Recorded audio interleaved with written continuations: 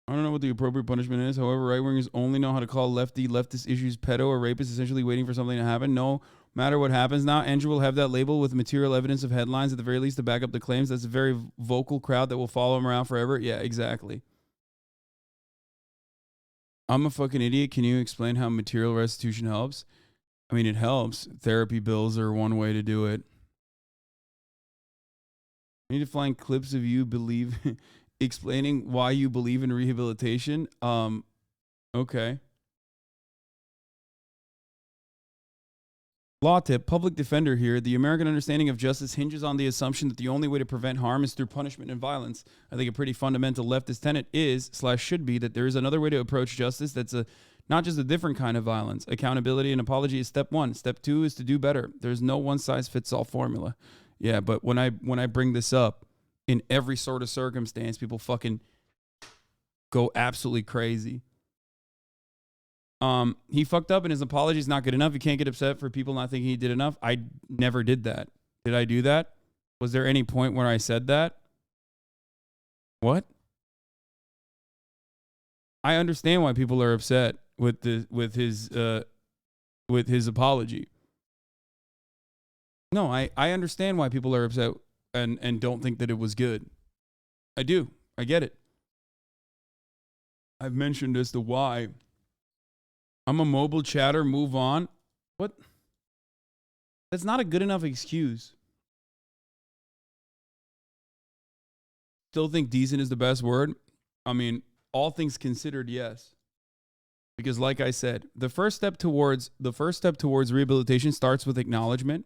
And I do not think that he acknowledged it to the degree that he was supposed to, or rather his acknowledgement was still vague overall. And I don't know if it's because of like legal reasons or what the fucking reason is, but I think that there were two instances where that acknowledgement should have been in the beginning, like I said, instead of saying like a lot of victims came out and I appreciate them for it, but instead like openly fucking stated, here are some of the accusations that I can point to, and I've seriously wronged these people, and I think that, and I want to take steps in not only bettering myself to ensure that I never do such a thing ever again, but also to help right some of these wrongs. Okay? And the first step is apologizing directly. The other part of it was I always took no for an answer. I think what he should have differentiated in that circumstance was that I did not like what he could have said in that situation, like he kind of briefly alluded to, is that I did not, much like many of the people defending me who shouldn't be defending me at all, I did not recognize that what I was doing was wrong. Okay?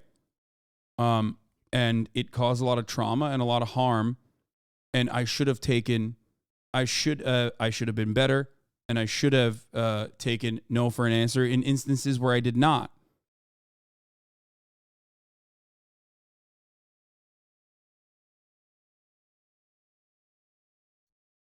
And as far as like and as far as not taking no for an answer and being persistent, he mentioned that it was a sex-based behavior, which I agree with. And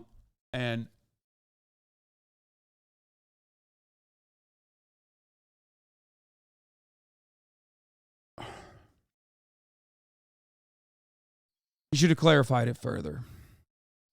Saying that his apology isn't good enough is pressure on the victims to not feel resolved. It's not people's apology they accept. Not that the combo isn't important, but the public discussion sounds like they're demanding the victims to take on this huge responsibility.